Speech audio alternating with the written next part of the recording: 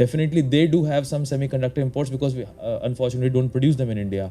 But there is a roadmap how that can be done. So from 25-30%, what was a fact of life probably 5-6 years before, today we have already reached to more than 60-65% of localization in the country. And I foresee that in the next couple of years, we should be able to go to about 70-75%, except the cell, which would take its own sweet time because the plants need that kind of lead time for it to be set up. But at the same time, when we look at different chemistries in case of batteries, so there we see that chemistries now, like we have been working with some players on lithium, metal, polymer and all that. So India as a country, just taking example of metal polymer, has metal in abundance, has polymer in abundance. Absolutely. And chemistries which are competitive in terms of higher energy density or performance, and localization where the local circular economy, inclusive economy can be created. And definitely we have cherry on the cake with the new mines being discovered in J&K, but it is still at 30,000 feet. I think to come to the ground, it will take some time in the next few months and years. When we get more details, we all understand how things will happen with refining of lithium and setting up plants where cells can be produced as well. But definitely, I see this as a great opportunity, how India can become the EV capital of the world. When we see it as the EV capital, clearly the perspective is that the whole supply chain has to function. So not only any OEM or the EV ecosystem, but each company has to collaborate and co-create in this space. And that is where financing becomes very important. So definitely in many cases, based on the TCO, now when any vehicle or bus for us used to be financed 5 years back to today. So today they are running behind us in multiple cases. What we see is happening in the ecosystem now is that for every bus and the whole ecosystem, we generate 2.5 million data points for every bus every day. Fantastic. So but that gives the confidence to them about the vehicle health, the battery health, the performance, the whole power electronics, and they're able to clearly understand what is actually happening. It's not a black box. Right. Because when they're looking at a black box, that's what troubles them. Right, and right. if you're able to address that challenge, whether it's for the insurance companies or financial institutions, or for that matter many investors and global companies looking to come to India, they address the whole pie, because that doesn't talk about the vehicle itself but the whole ecosystem. Absolutely. Entirely. So that is how I look at it. Thanks. Great responses, to the question that I posed. I would now move to, kind of Pratik. Now coming to, personal mobility, if I have to say so, from public transport, you've been, on this side, looking at passenger vehicles, also in terms of last mile mobility. How are you seeing this transition happening? As I said, in terms of passenger vehicles, it's still about 1.1%. But you still have vehicles, which are north of 10 lakhs, barring, Tiago, which is recently launched at a very attractive price, but still, it's about 10 lakh rupees. So from that perspective, how are you seeing this transition in the passenger vehicle space? Yeah, first of all, thanks for inviting us. And very few people know about Gensol EV. We are the latest entrant in the car segment as an OEM. And we are a little under the radar right now. But what we are kind of bringing to market, I'll get to that. But before that, I would like to kind of highlight how we see the market, right? Small car market in India is not less than $9 billion market annually, right? And this is where India buys cars in bulk, and 60% of these cars are now actually bought as a second or third car in the family. So we have all seen the whole CNG revolution, because when price points, when you're driving in the city, it goes from 10 rupees for petrol or diesel car to 3 rupees or 2 rupees. People really latched onto that. So Indians really latched onto the CNG ecosystem. But if you see a life of a CNG owner, he drives 1 hour, 2 hours in the traffic and still has to wait 30 minutes at the pump to get the refill for the next day. Right. So we're really looking at solving that problem. Now the average occupancy in Indian cars is around 1.6, and it's falling. In Europe, it's like 1.2. So more of us are kind of driving alone, or maybe 2 people in the car, and mainly going to work or doing errands around the house. So that is the market segment that we see is the most underserved. Like you rightly pointed out, there's almost no car less than 10 lakhs with a significant range. So that is where we see the biggest market opportunity. And with our lightweight two-seater kind of a vehicle, with over 200 kilometers of range, 40 to 50 paise per kilometer running rate. You will see, the average person will see their fuel bills come down from about 1 lakh annually to about 5,000 rupees. So that is where we see, a massive growth opportunity, and we are kind of launching the product around June in that segment. Now, so that is the passenger segment. It's a big opportunity. But again, I also give example of, how Santro and Wagoner came into India. When Santro came to India, people are like, this is tall boy, this will topple.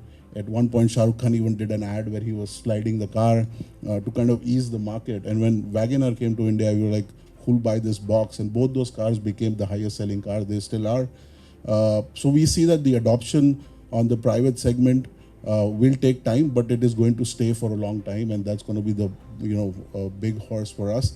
But also looking at shared mobility, which was non-existent few years ago. Right. Shared mobility, if you see again from a consumer point of view, the options are about 150 rupees per ride for a small distance versus maybe 20 or 30 rupees for an auto rickshaw.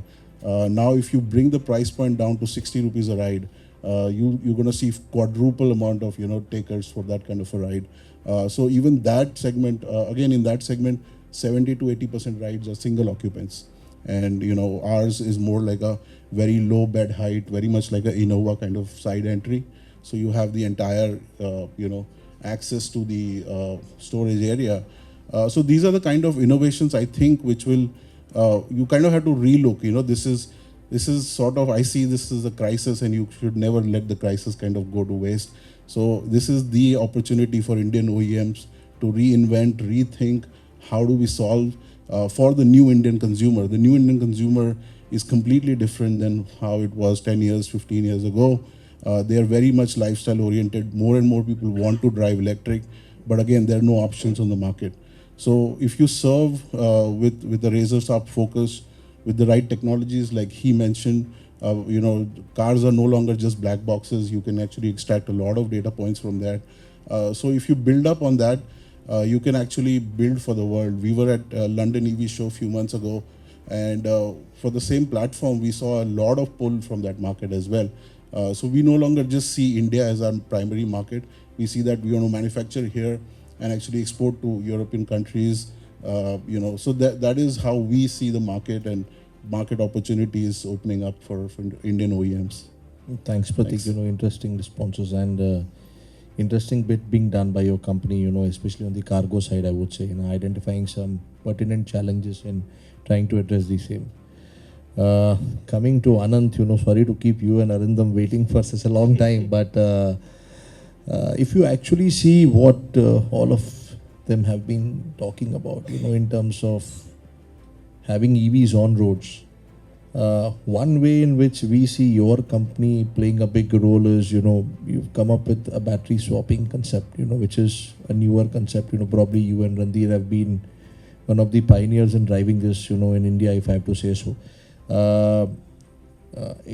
What is important to understand is, it will help you probably run fast, spend less time at the, maybe fuel station, or maybe wherever you need to recharge your battery, and it'll keep sweating your asset higher.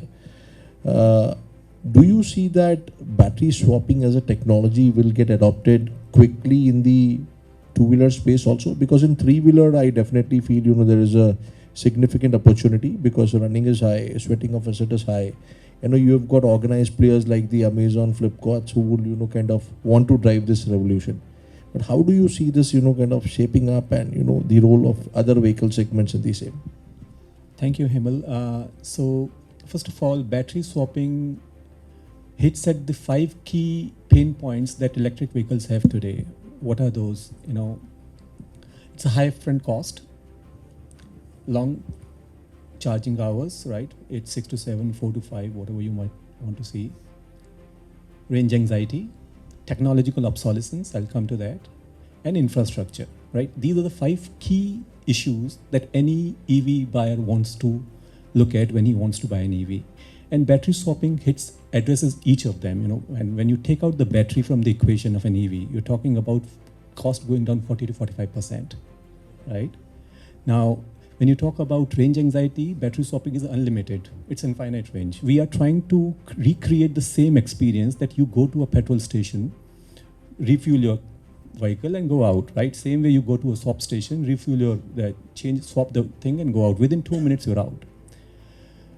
Technological obsolescence, why? Because, today when I want to buy an MG electric vehicle, I want to say, should I wait? Because tomorrow, 500 kilometer degi. 6 mahine aur rukta hu. The pace of technology is so fast, you want to wait. So when you take out that battery out of the equation, then you don't worry about it at all. Because it's like chula and cylinder, right? You don't care how many dents are there in the cylinder. You use it and you use the next one. You are taking that, you buy an iPhone 13, 1 year down the line, iPhone 14 comes and you say, oh my God, what happened to my iPhone 13, right? You take out that technological obsolescence out of the question, you reduce the barriers so that that sense in the customer, right? Fourth is about infrastructure. When battery swapping is much more efficient, a normal charge point efficiency will never increase more than 15-20%. That stops. A swap point can go up to 50, 60, 65%. We have swap points which are doing more than 100% utilization because we calculate for 16 hours, but they run 24 hours. Right? So that's number one. So it is addressing all those key points, and we have seen an amazing uptake. Not only so, first of all, just to answer your question, actually my uptake in 2-wheelers and 3-wheelers is amazing. As of today, we have 12,000 vehicles on our platform. We are running almost 500,000 kilometers a day. 50% are 2-wheelers, right? Now, a 2-wheeler, it actually on a battery, 2 kilowatt hour battery can run 60 to 70 kilometers a day. It takes less than 10 seconds to swap it. You are reducing the cost by 50%. 80% of the Indians are moving on 2-wheelers. So it's an amazing situation. Just imagine in Delhi today, when you have 400 swap points, why do you need a fixed battery vehicle? Right? Why do you want to carry? Because 2 years down the line, you have to. What will you think? You will start thinking, what do I do with the fixed battery? Because if you want to replace it, very difficult to refinance a battery which has gone bad. You might want to retrofit it then. In retrofitting, you can go for a swap solution. So I think people are seeing, and we are seeing an amazing uptake. We are growing. We've grown 1,000% in the last 10 months. And we are seeing people are interested in the TCO across all the form factors, 2-wheelers, 3-wheelers, sub 1.5 ton 4-wheelers is 25 to 30% better as compared to any ICE vehicle or a fixed battery vehicle. Thanks. I have a couple of questions, but I'll come back to you in a moment if we have time to do so. Arindam, moving to you,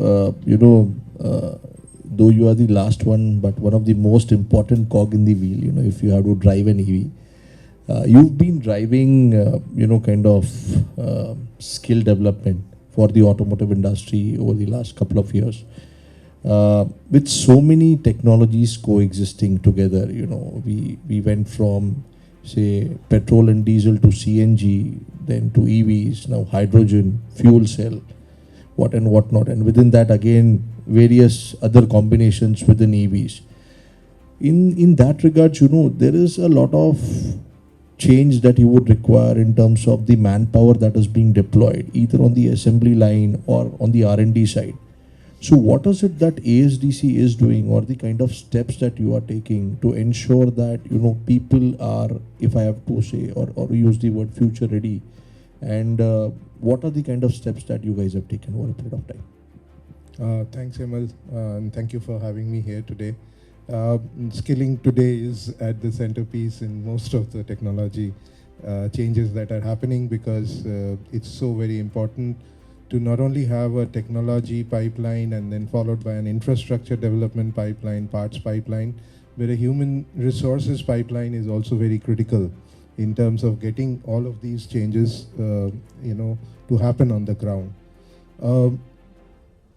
It is very interesting, as you have a plethora of technologies, the advantage with India as a country is the demographic dividend and the young minds, the plethora of manpower that you actually have in this country.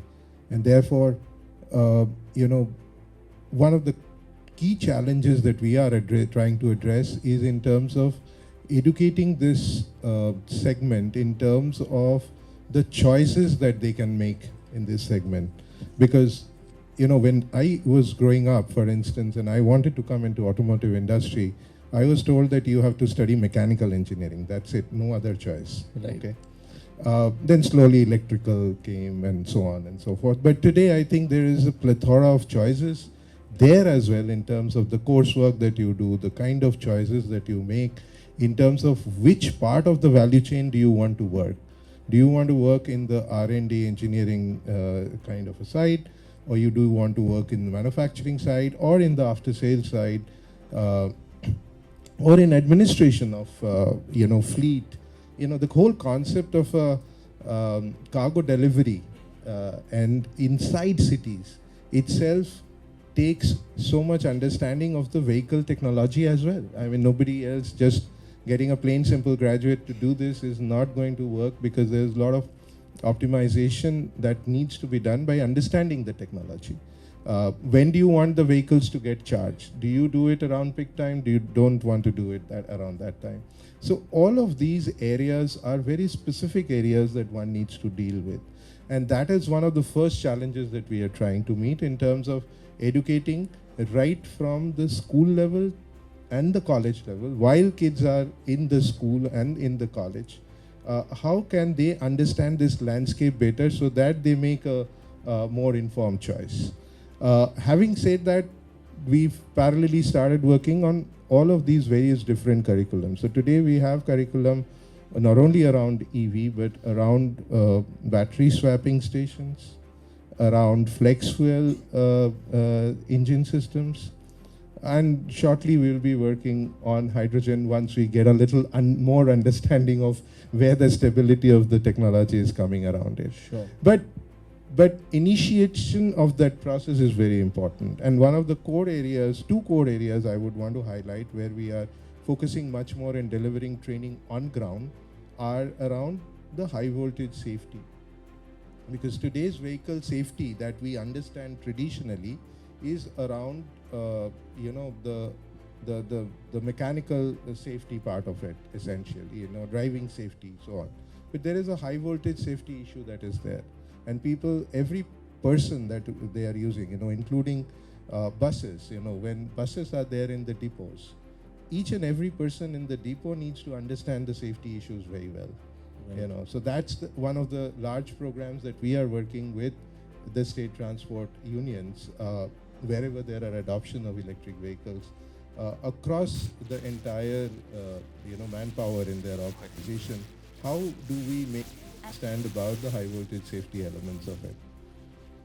So that is one of the segments. The other piece is around the, whole focus now shifts from, in the aftermarket side, from a repair to a diagnostics and repair focus, which is what these kind of new technologies will lead to. And our understanding, or the kind of people that we've been able to attract in the aftermarket segment, has largely been get under the vehicle and you will figure out what's wrong. Right. But that doesn't happen with an electric vehicle. You need to run your diagnostics. You need to understand what can go wrong and run the diagnostics and pinpoint so that you can replace the right parts. You don't want to, not only that you are not replacing the right part, sometimes you may replace a right part. I mean, what is already working, because of a intuitive solution that you want to make. So these are areas which are very critical. It takes a while to understand and internalize this. So these are different areas. And of course, on a larger scale, with various OEMs, we are trying to bring in free self-learning programs through our learning platforms, so that people at least start getting aware of various technologies that are available today in the market. So these are some of the critical areas that we need to be working on, and hopefully that could make our younger generation, the workforce who are going to come into the workforce maybe over the next 3 to 5 years, much more informed about what they are getting into. And that's something which we've traditionally not been good at, and that's what we are trying to do. No, thank you. Thank you for spreading that awareness, to people at large. It really helps, I'm sure a lot of people sitting here will vouch for it and, would have reaped the benefits of the same over the last couple of years.